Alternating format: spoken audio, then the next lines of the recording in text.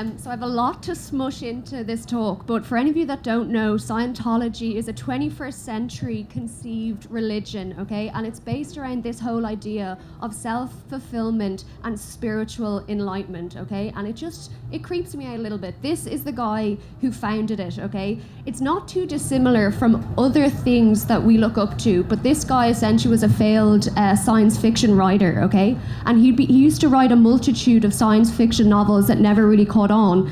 He then set up Scientology under this organization called the Sea Org. Now, in the Sea Org, if you're a member, you actually live in a compound and you devote your eternal life to the Sea Org. And when you live there, you basically work for free labor. These are just the three main beliefs, okay? So this idea that man is an immortal spiritual being, his experience extend well beyond a single lifetime. Something, again, which maybe some of us are familiar with other ideologies around different religions.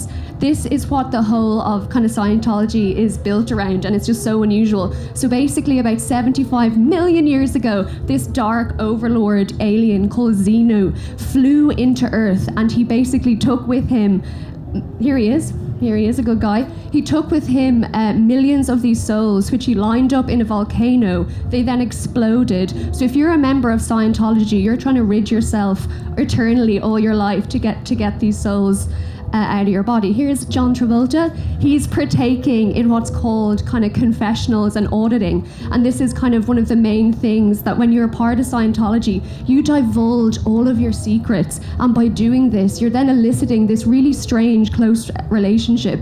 This is kind of the crazy technicalities and coercion methods that they use in Scientology. But again, if you look at some of these ways of mind control and altering behaviors through this really soft kind of scary power.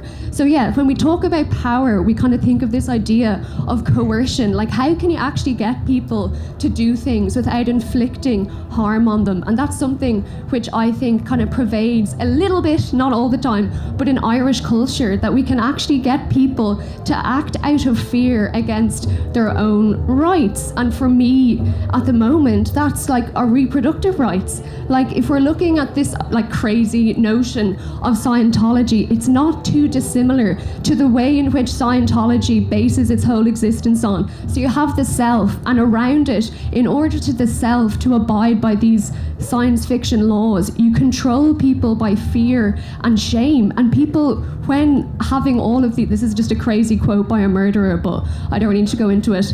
But like, if people are completely and utterly shamed and living in fear, it's so impossible to self-actualize. And then this idea of self-actualization, if you're part of something that you're not really sure why, that you're born into, and the whole foundation of your country is so closely linked, and there's many people that are telling you that who you actually want to be is not okay, it's a really ropey like situation. It's very hard to break out of these kind of like institutions when really you're told continually, either in school, through soft power, or through education, that you can't actually own your own body. And this goes back to, you know, when you're younger, people are like, freedom is a state of mind. That's true and well, but you're not really, you're born equal, but you're certainly not free if you're not able to act in the best interest of yourself. And back to the craziness of Scientology, like, is that too dissimilar from the way in which people in Ireland have been thought to act? Like, is this crazy notion of a fabricated New Age religion?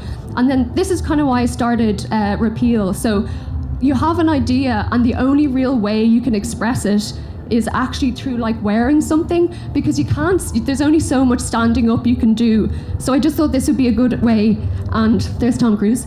But yeah, why is something like Scientology a risky business?